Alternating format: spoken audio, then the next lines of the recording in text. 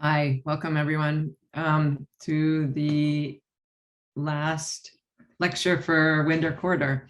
I'm Shah Osha, and I just want to remind us of what the art lecture series is and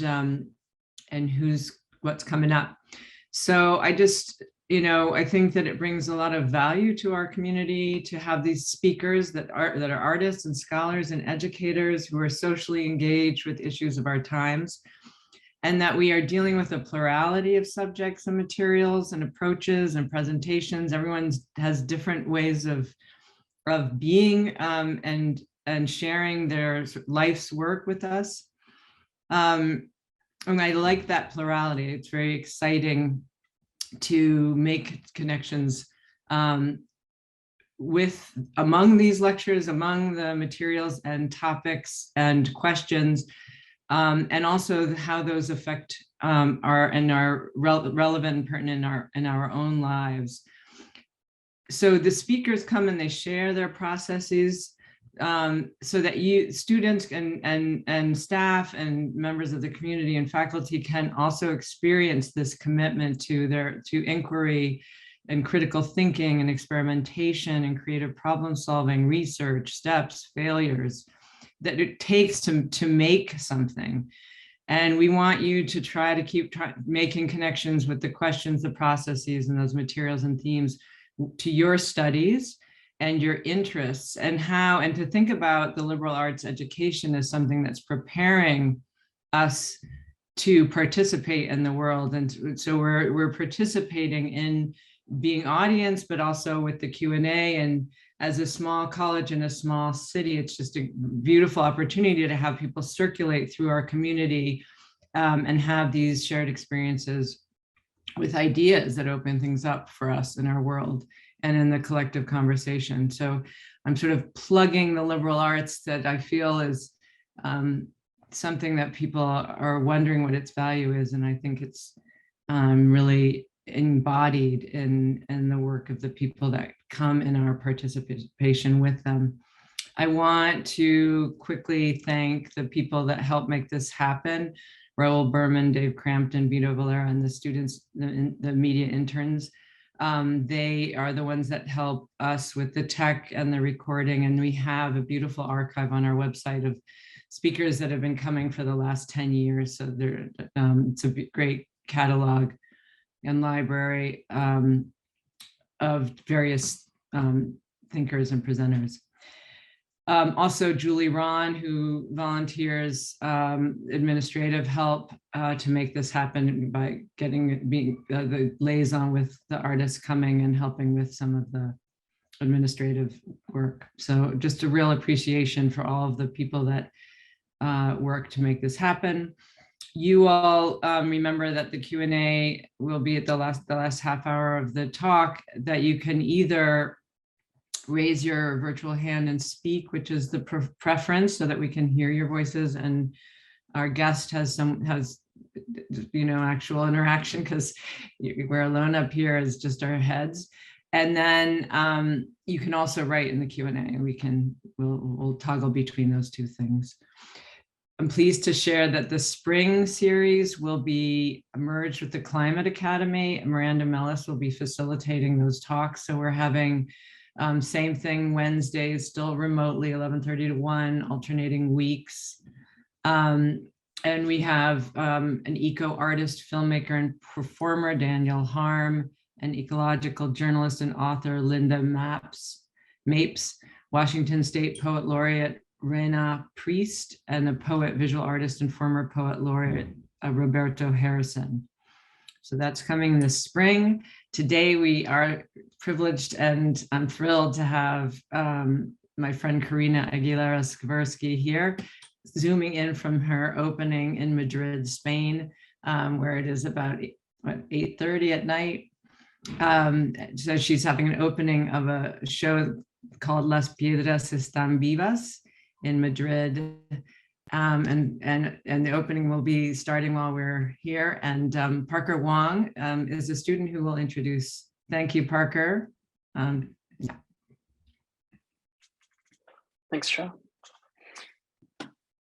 Karina Aguilera Skvirsky is a multidisciplinary artist whose practice began in photography and grew into video and performance. In 2019, she received a grant from Creative Capital to produce Sacred Geometry, a series of hand-cut photographic collages, and How to Build a Wall and Other Ruins, a project that includes a multi-channel video stream installation and live performances. She has exhibited sacred geometry in solo exhibitions at Museo Amparo in Puebla, Mexico, and Ponce Robles Gallery in Madrid, Spain. How to Build a Wall and Other Ruins premiered at the 15th Cuenca Biennial, curated by Blanca de la Torre in December 2021. Other important international exhibitions include her participation in Impermanence, 13th Cuenca Biennial, curated by Dan Cameron in 2016, and There Is Always a Cup for Sea of Man to Sail, the 29th São Paulo Biennial in Brazil. Currently, she teaches at Lafayette College in Eastern Pennsylvania. Please join me in welcoming Master of Negative Space, Karina Aguilera Skvirsky. Thank you so much, Parker. I love that last part, Master of Negative Space, because I think that's an important part of my work, and you'll see that negative space a lot tonight. All right, so I am, welcome everybody. Thank you so much for coming. Thank you, Shaw. Thank you, Parker. Thank you, tech team. I really appreciate the support and the invitation, and I really believe in liberal arts education. I'm a product of liberal arts education myself. I went to Oberlin, and you can be an artist with a liberal arts education. It's in a way, and I also teach in a liberal arts college, Lafayette College. So I really believe in it. I think it's great to make art that's not about art, but that's about other ideas, right? And we can bring those ideas in to our art making process. So hopefully that's what you'll see tonight. I'm going to go ahead and share my screen so you can just hear my voice and look at some images while I talk about them. So that's me. That's my website in case you want to do some more research into my work. I'm going to show you a few projects. I'm going to show you mostly my most recent projects, but I'm also going to show you some origins of where I believe my practice really began. So I always like to start my lectures off with these two photographs, and they actually really say a lot about my practice. First of all, I love vernacular photography. Vernacular photography is is probably our first connection to photographs. They're our family photographs. So it's a kind of fancy word, and it just means amateur or untrained eye type of photographs, right? Which we have a lot of, and we have even more these days, right? Through social media. So these two photographs I found when I was a young girl living in Washington, D.C. with my family, and which is mostly where I grew up. The photo on the left is of my grandmother, who's in the center, who was a teacher in Guayaquil, Ecuador, where my mother was born. And the photo on the right is my other grandmother, my father's mother, who was born in Lewiston, Maine. And, you know, these photos really, they say a lot about my interests. They were loose, they were in a drawer in the living room. And I really started to think about how, you know, what they meant.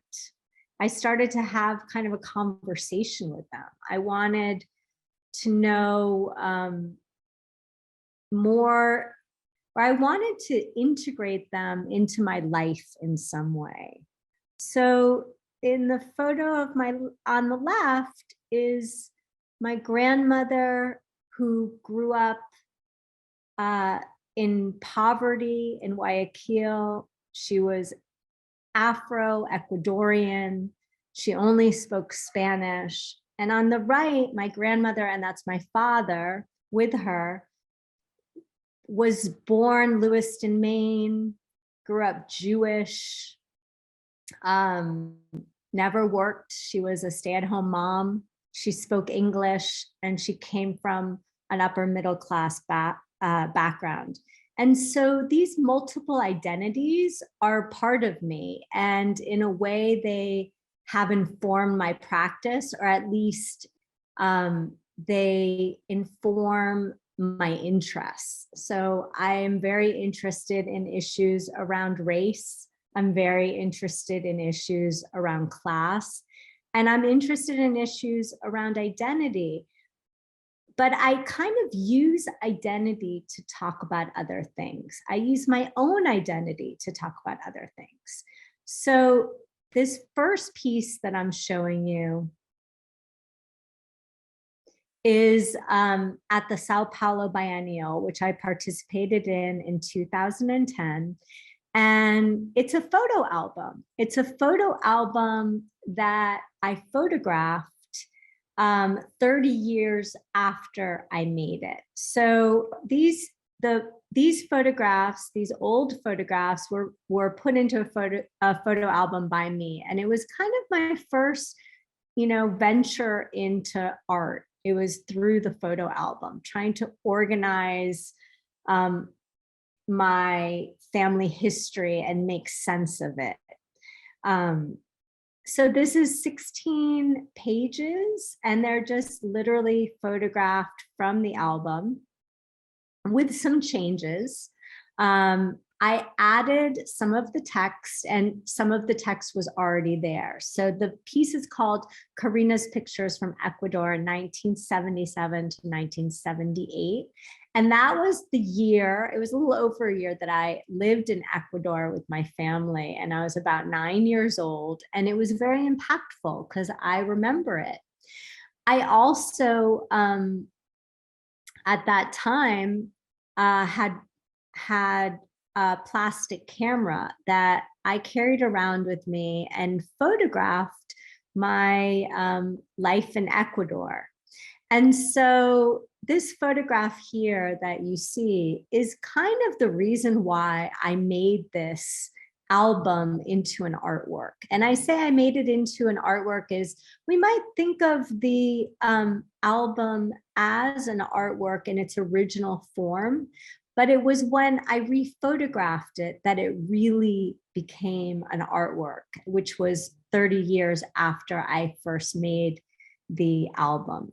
And one of the things that I added to the album, well, one thing is I left these empty spaces of where there had been photographs. I left them empty and I didn't try to fill them.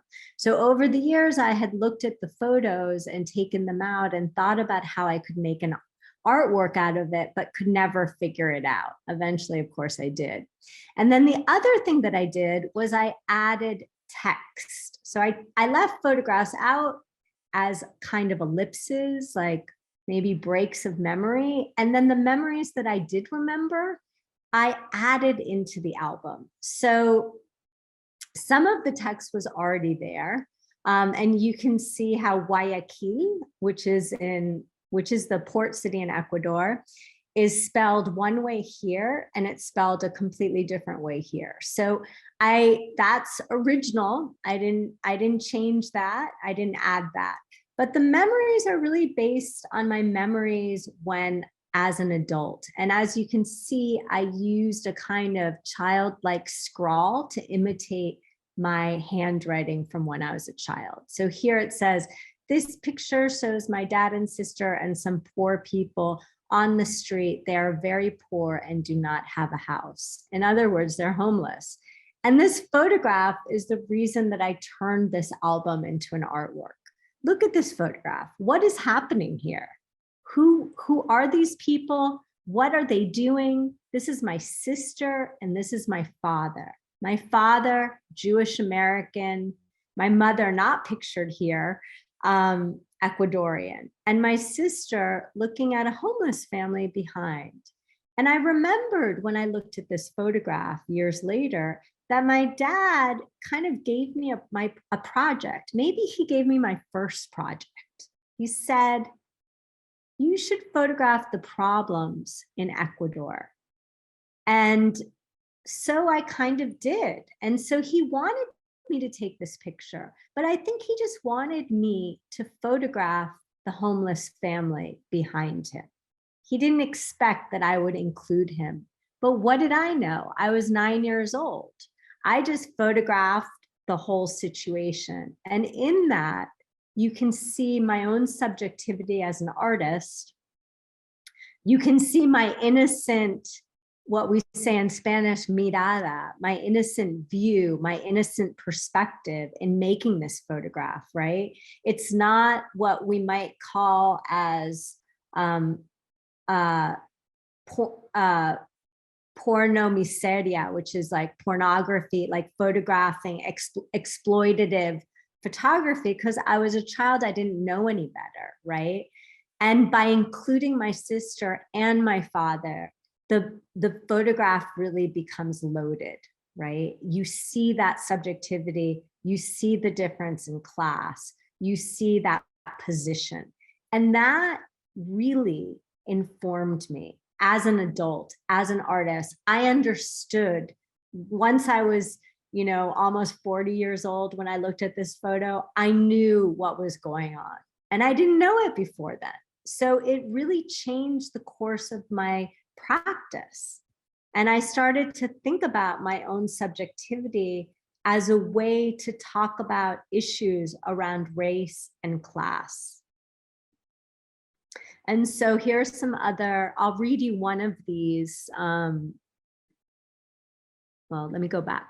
I'll read you this one. There's just a couple of examples, but of course there's more pages in the original artwork, which you can see on my website.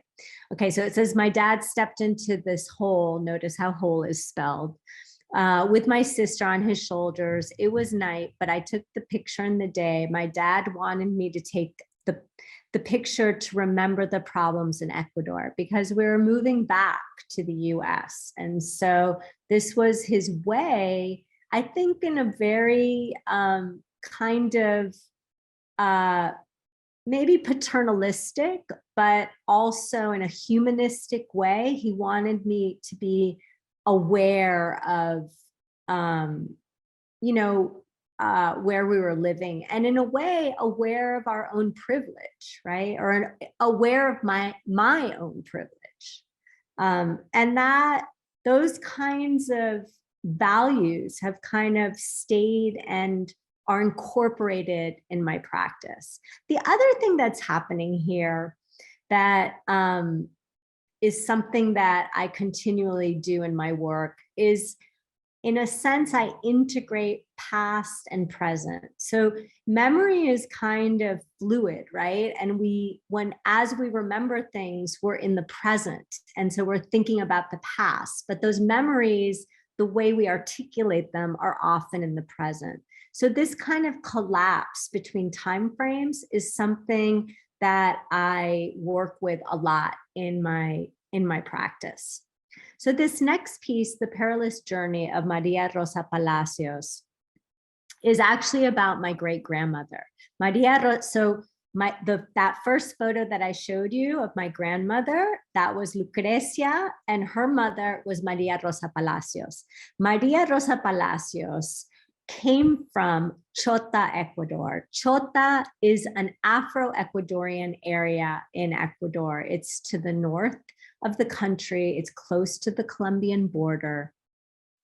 And what I found out is that in 1906, before the railroad had been completed, which was in 1908, 1910 that it was completed, my great-grandmother made this insane journey from Chota in the north, in the Andes, which is basically the continuation of the Rockies. So it's kind of mountainous region. And it's Afro-Ecuadorian, and it's also indigenous Ecuadorian. So it's Afro-Ecuadorians. So they, Black people dressed like indigenous people, but that's the culture. There's another area in Ecuador called Esmeraldas, where that's also Afro-Ecuadorian, but it's on the coast. So it has a very different culture. And Ecuador is like this.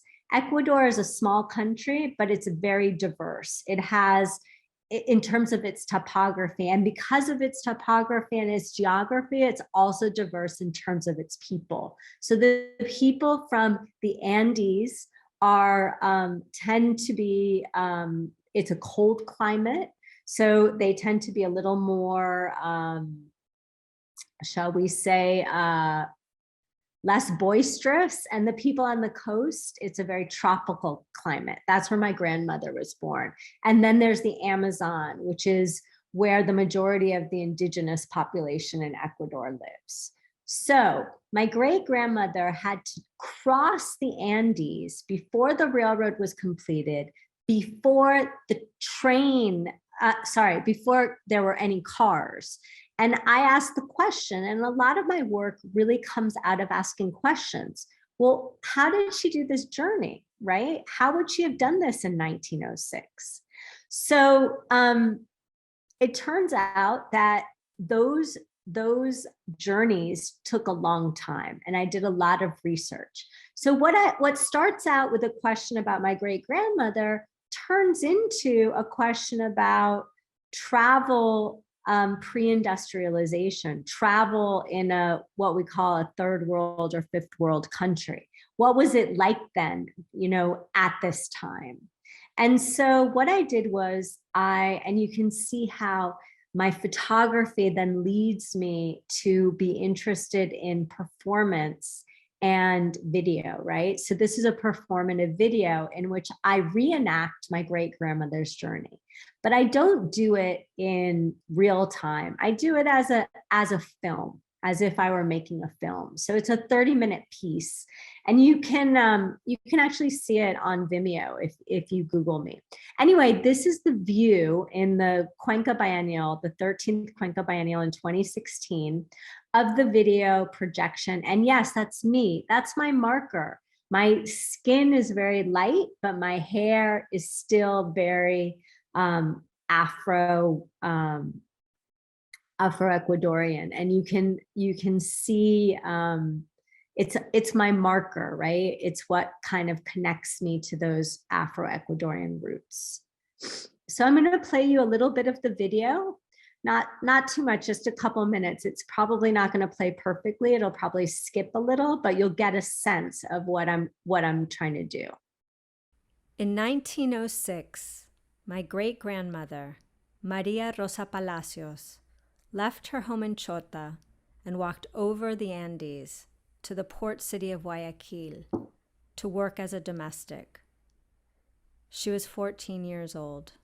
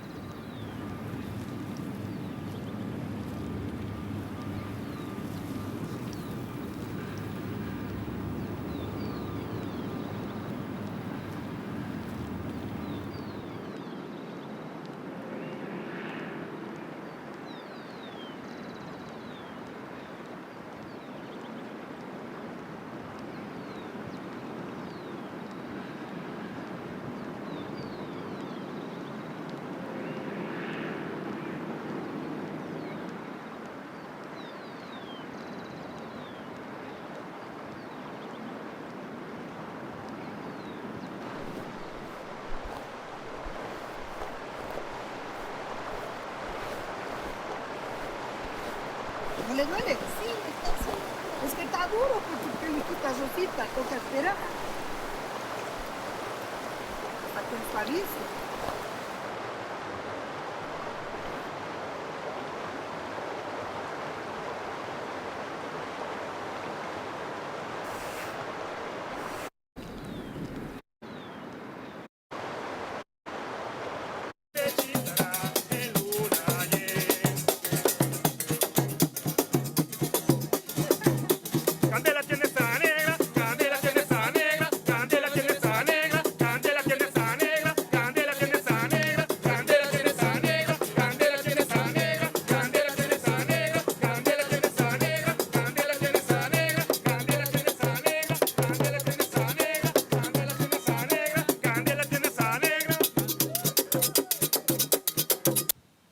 ¿Y qué pasó cuando murió Rosa María?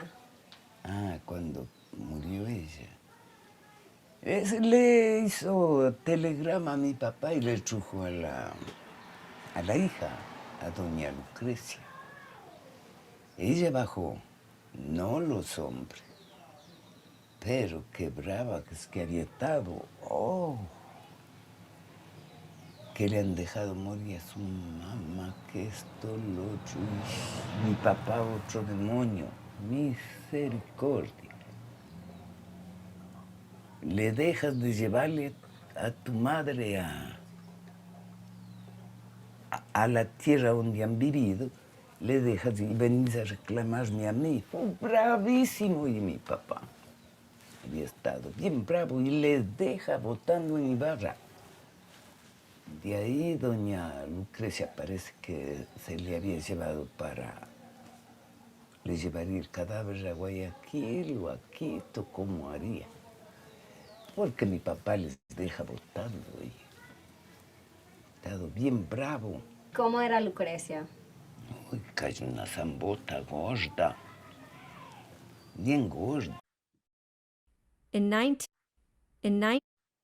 So I can't play the whole thing because it's 30 minutes and we'll take all the time. But you can see that I'm performing as her, but then I break the performance and I do these interviews. And that's basically the kind of rhythm of the entire video, right? So there are parts where I'm kind of in character, but I'm kind of not. And then I break the character and I interview somebody. And in that way, people have said it's like an experimental documentary. I consider it a kind of hybrid performative piece. And it's not about my acting talents, which are terrible. It's really about, again, kind of compressing or collapsing these two different time frames and thinking about now and then. And I'm really inventing that history. I don't exactly know how she did the journey. I'm just kind of inventing it. So after I talked to Nora Victoria, who was actually her niece and remembered her when I found her 10 years ago, I then set out to start walking to Guayaquil. And I end up on a mule. And there's a little part of the train that was finished. So I take the train for a part of it. And then I have to get to Guayaquil, I have to cross the Rio Guayas, the Guayas River, because the train would only leave you right on the other side of this bridge. Of course, this bridge is where the cars go across now. And finally, I walked through a fish market, which was about 100% men. There were no women there. And I get lost in the streets of Guayaquil. And that's the story. And yes, a lot of it is what we might think of as a mix between fact and fiction. And there's a word for that. It's called a parafiction. And I use that concept a lot in my work, the idea of a parafiction, where, when you're looking at history, there are gaps, right? And history is, again, very subjective. And the way, I'm not trying to pretend that this is reality, or this is actually how it happened, right? I'm totally embracing, this is the beauty of art. I'm not interested in recreating a total fictional narrative. I'm interested in the tension that comes from the fictional and the real next to each other, right? And the subjectivity of my performance, and also the kind of connection to my own past and this history that nobody would have told, right? Who would tell the history of an Afro-Ecuadorian woman who worked as a domestic in, you know, the early 20th century? Who's going to tell that story? And those are the kinds of stories I want to tell, stories that other people aren't interested in. And so that continues. My projects often include photographs and video. So in the Railroad Workers, which I made at the exact same time that I was working on the video, I had to do a lot of location scouting to make that video. And so this is actually Chota, where the video begins.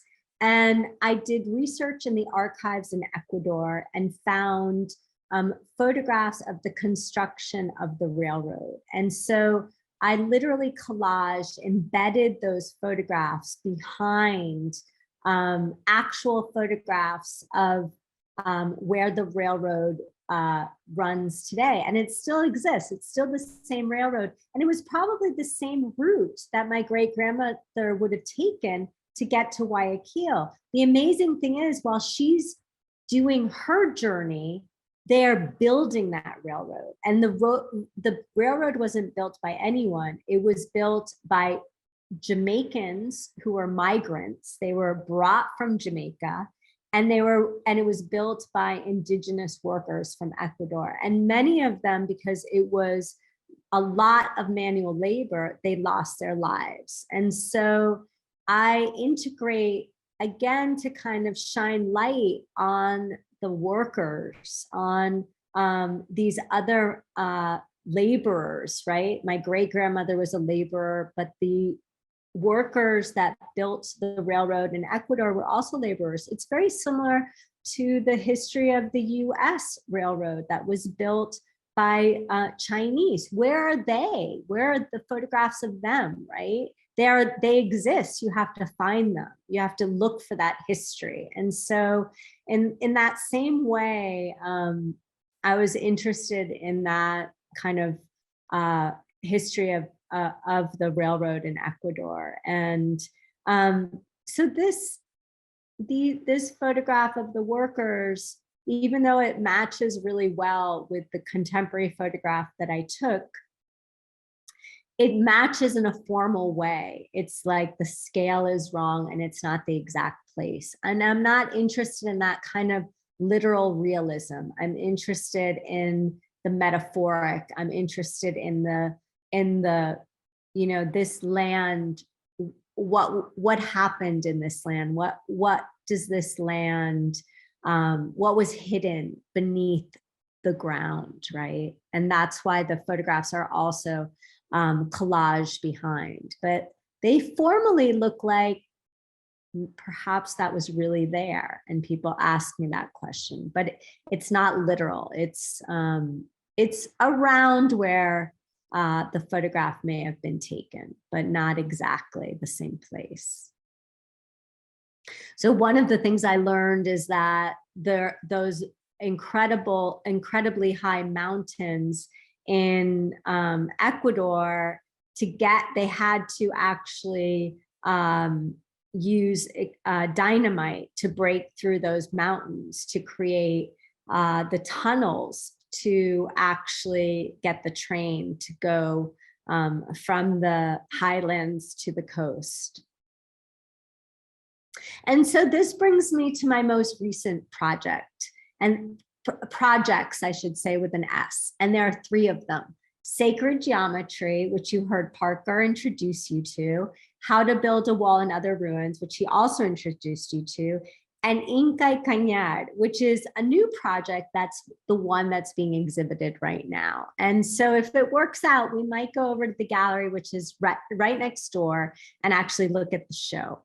All right, so what is this? What is sacred geometry? What are these projects? Where did they start?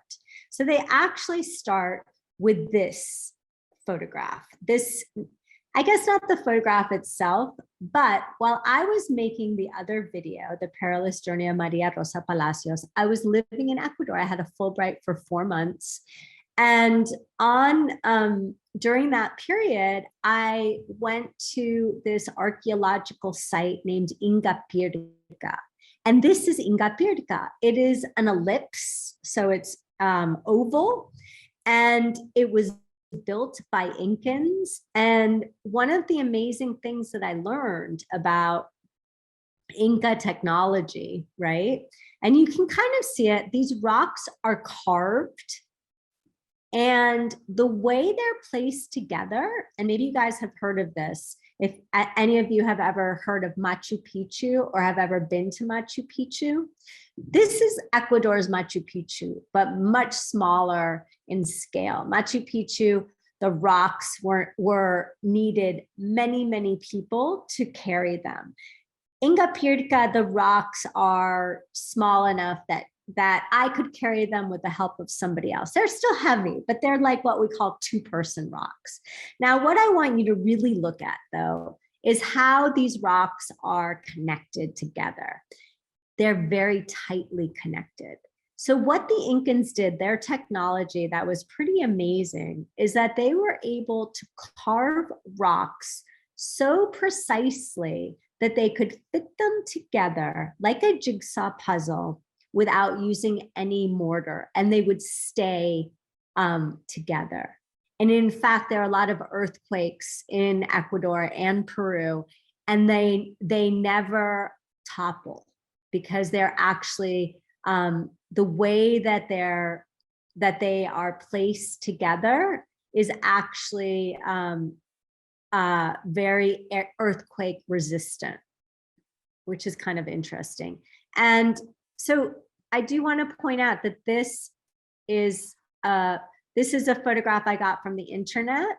And yeah, you can see the llamas there. And this is a photograph from a book, an archaeological book in the 70s. That's more or less how the site was found. And then it was kind of rebuilt. And it looks like this today. And this is a photograph that I actually took. Here's a close-up. And you can see that when you get up closer, it starts to look like a wall. Here it's more of an ellipse, and here it's more of a wall. And you can see that the tightness between each rock. And what they say is that, you can't put a sheet of paper. They're so tight. There's no space between them. Of course, over time, there's some gaps, but it's still pretty amazing after hundreds of years, right? And here's a close-up. You can see how tightly connected these are. I do want to say the Incans didn't build all of their sites this way. They only built their really important sites, their spiritual sites. And Igapirka was a spiritual site. It really had connection to astronomy, and it had connection to the seasons of the year. So the way that it was built, the light comes in at certain times of the year, and it kind of blankets it with sunlight on the top of it. So something that you may have watched on the History Channel, the Discovery Channel, is that there are these myths or these lies or these inventions that say that it wasn't Incans that built their walls, but it was aliens. And that really kind of struck me when I started doing research about Igapirka and Inca technology, that where is this idea of aliens building Inca walls coming from? What is that? Who came up with that and why? So keep that in your minds, because I'm going to explore that through a large-scale video project. The first pieces that I made from Igapirka were these collages. And this one is called Google Search Llamas. And I literally did that Google search. And then I printed out all these photos from other people. So I appropriated other photos and then cut out the llamas and put them on a grid. And so this is kind of my first way of investigating, of researching this space, right? Is by just doing searches. And my research is often text-based, but it's also visual. And I consider this is an artwork, but it's also part of my research. And here's another one. This is the ceramics from Igapirka. And these were actually cut out from a book. So these are the ceramics that were found near the site built by Incans and Cañari. Because the thing is about the Incans is that they weren't the only ones there. I'll talk about that in a minute. So if aliens are the ones that brought the Inca, carved the Inca rocks and put them together so perfectly like a jigsaw puzzle, then did they come from space? So I started playing with these narratives, these crazy narratives that are out there. Did they just like drop from the sky perfectly carved? And then I also started playing with the idea of layering these Inca rocks on my body. And these are very performative. They're kind of like performances that never happened, right? So that's, you know, a photograph of my body, and this is a collage. You can see how the rock was cut out. You can see that little shadow right there. And why would I do this? In some way, I'm like trying to infuse myself with that knowledge, with that history, with that spirituality. The show that is opening tonight is called Las piedras están vivas, which means the rocks are alive, right? And there's something kind of spiritual about that. They have energy, and I'm interested in that energy, and I want to cloak myself in that energy. That energy is kind of part of me. It's part of my roots. It's also something that I want to learn about. So it functions in multiple ways for me.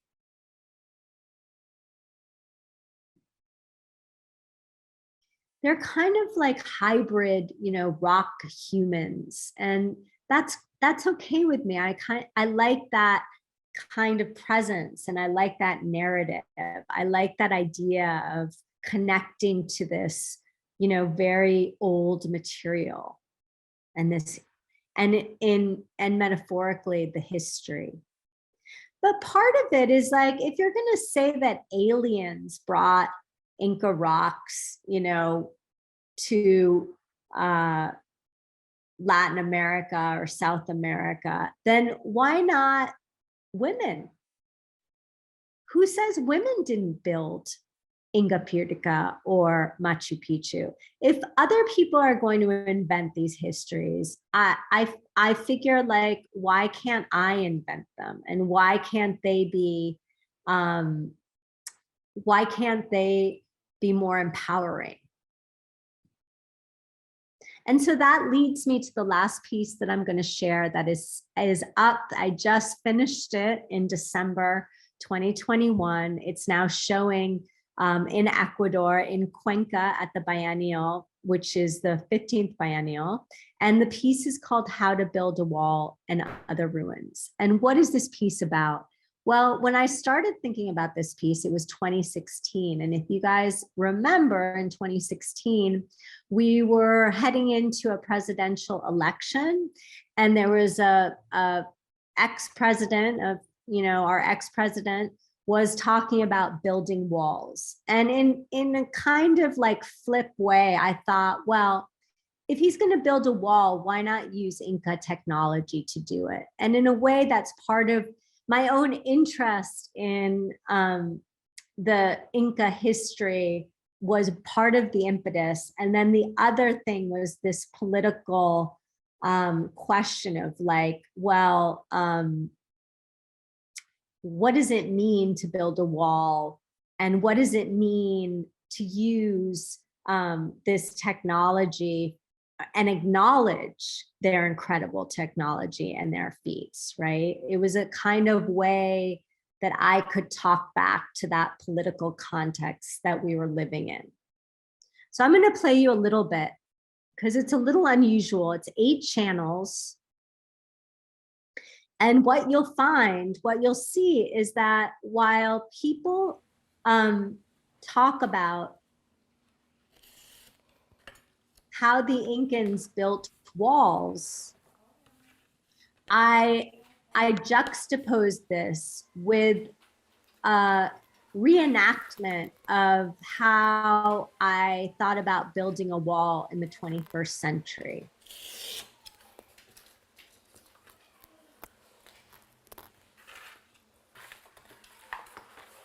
And how would you build a wall, right, in the 21st century? What materials would you use? And how would you do it? Pues ya no se podría hacer porque no han podido. Gente artesana, por ejemplo, los picapedreros que hay acá, los artesanos que han trabajado en piedra, no pueden hacer este tipo de construcciones. So I went to Ecuador and I interviewed indigenous historians and I interviewed No guides. se dejaron evidencias de lo que fue el proceso constructivo de ese tipo de muros. And I interviewed, hold on. And I interviewed archaeologists and architects about how they think that Incans built their walls. And then I juxtaposed those Pues ya interviews. no se podría hacer porque No se dejaron evidencias de And the piece lasts about 30 minutes. And eventually what happens is you see, instead of using rocks to build a replica of Igapirka, what we did is we used cardboard, recycled cardboard, and plastic bags that we melted onto the cardboard. Plastic bags that were recycled. Because what I found out in my research is that there were so many rocks available, they mined the rocks, but what's available to us today? So in a way, this piece is about the past, right? You hear people talking about the past, you hear them talking about Inca technology, but what you see is what is perhaps how we might build things in the future using recycled materials. And so what we eventually did was we built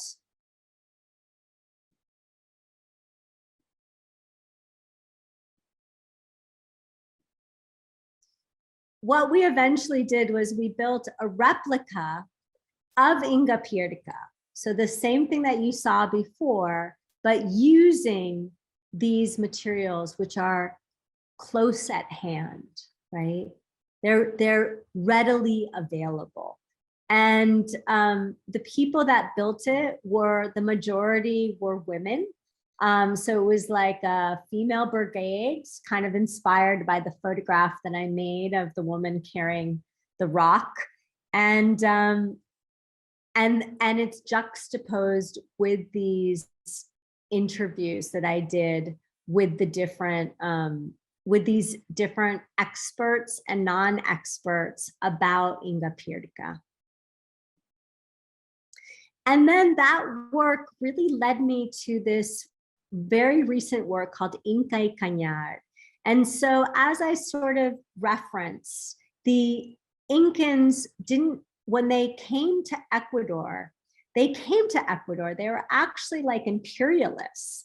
And they come from Peru originally, but they expanded their civilization. And when they went to Ecuador, they found Cañari, another indigenous group that didn't use the same techniques that they did. So in this series, which is again kind of metaphoric, this is cut out from Igapirka, but this is like a rock that a Cañari would have used. And what I found when I was in doing all of this research and interviewing all of these people from Igapirka is that they consider themselves Cañari, not Incan, right?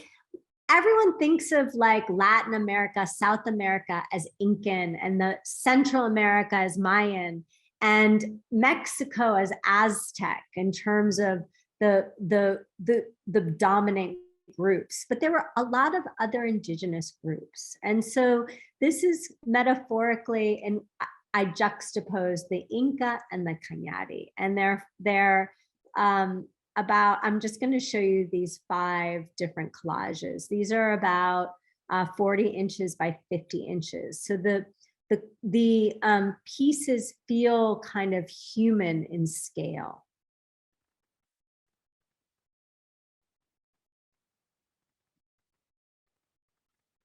I'm going to stop it there. Thank you very much. And I'm going to take some questions.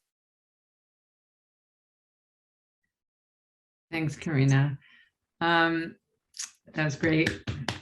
Applause. I know it's hard when I'm speaking into the void, but Yeah. I do see that there are 66 participants. Yes, they're here. A lot of great people. So if you all would please take a second to sort of come up with a question. Here's Zoe. Zoe, go ahead. Hi, can you hear me? Yes. Perfect. First of all, thank you so much for sharing your work. I think that it's really incredible, the projects that you've shown us. And I was especially intrigued by the first one that you shared, the photo album that was made with your childhood photos. And my question is, what made you decide to come back to that album when you did? Was there something specific that triggered your thoughts like, oh, now's the time to come back to this and turn it into an artwork? Well, that's such a great question, because I had tried to turn it into an artwork for a really long time.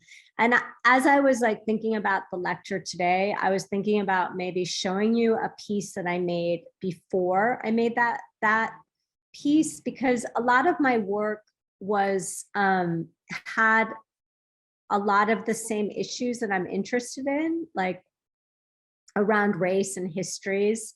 But I didn't use my own story. And so I think I just needed to mature as an artist to figure out how to do that. And that's why I always share that first project, because it took me a long time to figure it out. But that was the piece that actually made sense, right? Because when you talk really specifically about your own life, it can be hard for an audience to access it, right? You have to have enough skill to figure out how you can bring other people in. Everybody has a photo album, right? So there is that connection, but the piece is like really kind of in a way about, my weird in between space between being Ecuadorian and being American, right? And kind of shifting back and forth, and that kind of identity. So I think I just figured out how I wanted to make the piece. And a lot of it had to do with that first photo that I showed, where I understood that if I put my own subjectivity into the piece, it would have the tension between the kind of supposed objectiveness, that the aura around photography and truth, and my own subjectivity. And I could juxtapose that in a way. I don't know if that totally answers it. I guess I just hadn't been ready until I was, Totally. Thank you so much. That was a great answer. Thanks, Zoe. Yeah, I wanted to sort of follow up on this question of having an inquiry and going through sort of the research of it, whether it's with material or going down to Ecuador. And then when something starts to appear, so this sort of honing your attention, and you saw that you had that attention when you were a child, that there was an attention that you started to pick up on, you know. But I wanted to ask about what you think happens. So you've talked a lot about, you know, that the rocks had an energy, and we were just listening to Kentridge's lessons on drawing. He was talking about the ascend and how this energy comes through a thing, or that but so there's a lot of reference in your talk, like what the stuff is, but what about the actual, especially I think about the objects, the photography itself that you do. It's not just collage. You often will, it's about the relationship, I see it, of like the photograph to the photograph. One, even though it's collaged on, it's kind of contextualizing the photograph. So sometimes it's on colored paper, sometimes it's folded, sometimes it's contextualized. So what do you think that the material itself, what is it about the photograph, and then maybe video, but in performance, but what do you think it's doing materially? That's a great question. So this last series that I just showed, right? It's kind of between abstraction, and it's hard to, you know, I mean, there's ways to make photographs abstract, right? But I'm not that interested in the way photographs can be abstract. I'm really, because my interest in photography really comes out of the vernacular, or and then the documentary.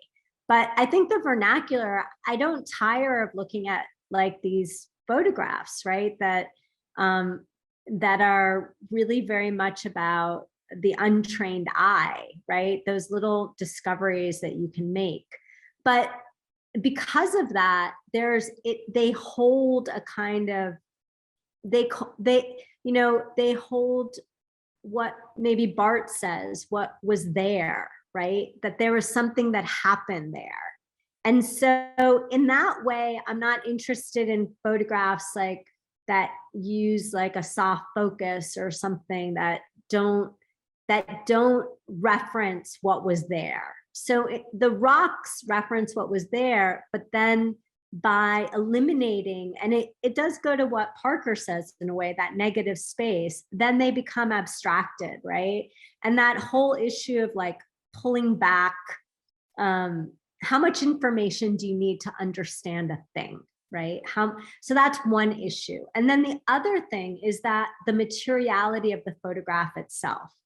And, you know, again, I didn't show you guys this, but a lot of work that I did right after grad school was digital collage. And there was something really unsatisfying about digital collage, because the materiality of that photograph, right? Those vernacular photographs, finding those photographs in the drawer and pulling out their physicality, right? Their actual objects was lost when I'm only dealing with the screen. So in some way, by being able to touch them and print them and collage them, I'm dealing with their physicality. I'm dealing with the materiality of the photograph. At the same time, I'm, you know, kind of playing with that, and I'm not treating it as something sacred. You know, I'm treating it as something as material that we can personalize. And so I think it comes out of that, like it's a way to personalize the history. The personal kind of is usually the impetus that makes me want to do a project, right? The personal connection. So Jacob has a question: what makes something art in your opinion? Well, the correct answer is anything can be art. But it's hard to think of bad art as art. You know, that's my personal position on that. But yes, and anything can be art. Anything you say can be art, and you can make art out of anything, really. I do believe that. I do believe that. But it's hard when it's something, when it's like art that you don't, that doesn't have a certain, I don't know, that doesn't meet a certain criteria to accept that it's art. Although I do accept that it's art. And then I think of it as like maybe not very good art or something, if it doesn't communicate. And also something subjective. It Not is everybody, right? Not everyone will. In some ways, we have to look for, you know, the people that are looking for what we're doing. Like they have to find it. Like it's this sort of like the way you made sense of those early photographs, that there's an interaction with an audience to figure out what the art is. Right? Definitely. And that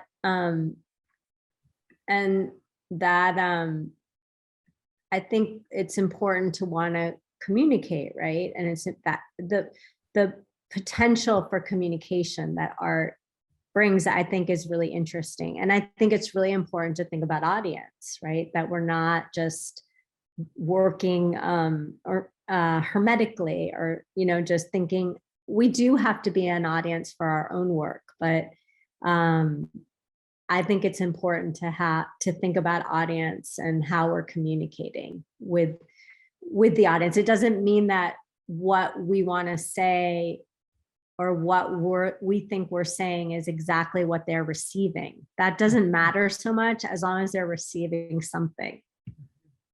Mhm.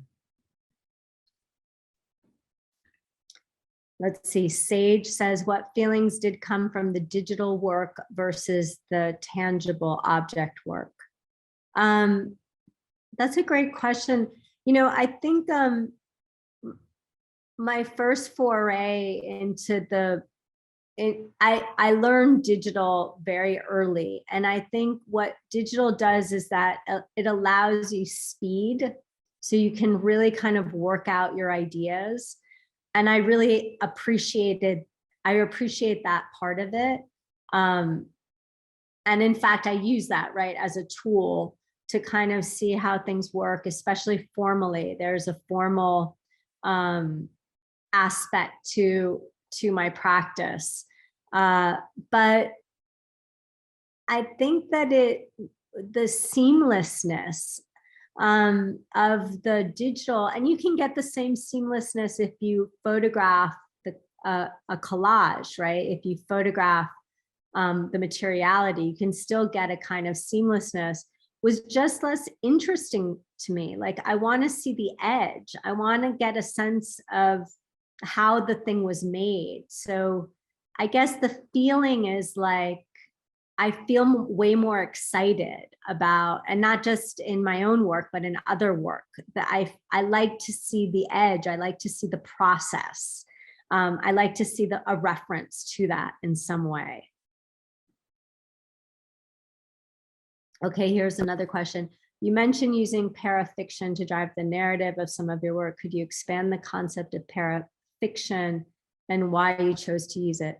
So I don't think I chose to use it. I think I just started using it. And then, you know, and that's the beauty of audience, right? That then I was invited to be a speaker on a panel, and the panel was about parafiction. And so I was like, what is parafiction? And then I realized, oh my God, that's what I'm doing. And so that connection with the concept made a lot of sense to me. And I've incorporated it into the way I talk about my work, because I think I'm like, and it's kind of why I'm an artist. I'm not a historian, although I do research that's very much about what happened in history, you know, from what I can glean. But I'm not interested in just reproducing that. I'm interested in thinking about it in a kind of possibly a more fantastical way. Like, what could have happened in history? What could, you know, how could things have been different in a way? Or how can we think of them differently?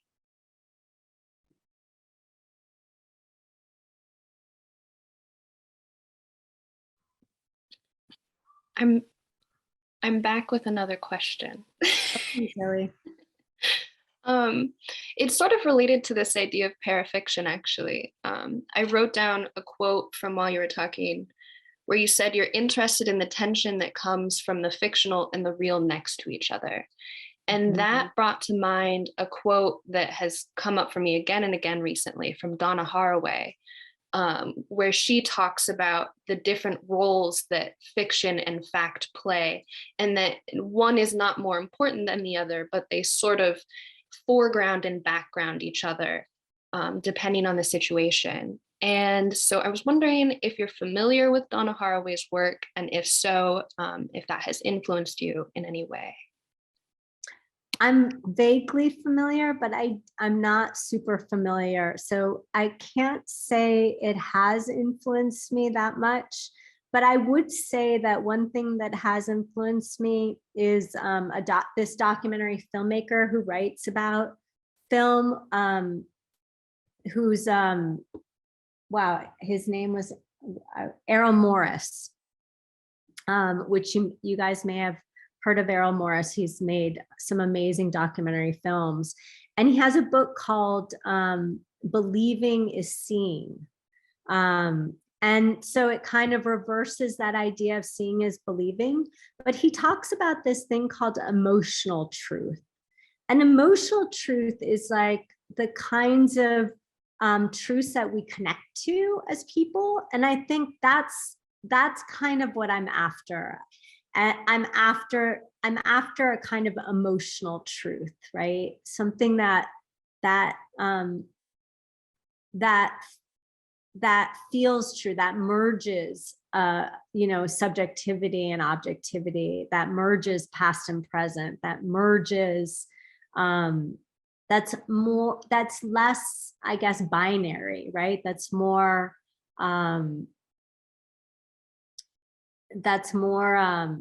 open, broader.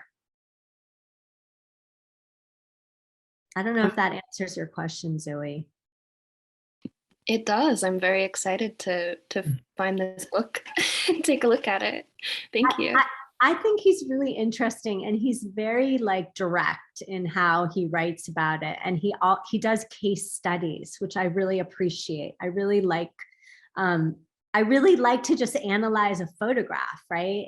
Or a series of photographs and understand again what was there and what it means, right? Like how you interpret it and what it tells you, and how those two ideas connect. That's great. I love this idea of emotional truth, especially in this era of what is truth. Well, it's slippery, right? Because emotional truth can also be kind of like what Trump does, right? Like that feels true. It feels true that he won. I mean, in some ways, that's an emotional truth, right? For some people. And that's where sometimes I don't, that's why I think I went to the parafiction rather than using that emotional truth, because I don't want that kind of alignment. Right, because just the term truth is, unless you are open to it being multifaceted. Yeah. Is McKenna there? I believe McKenna had their hand up.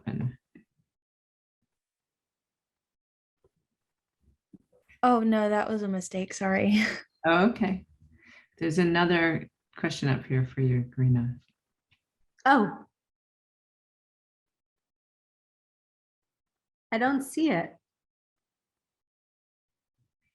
Paige says, you mentioned being in the in-between. Do you think that your in-between identity is what drives all of your work? I'm someone of a mixed identity myself, and I'm now just seeing how much this influences my own work. Yes, absolutely. Absolutely.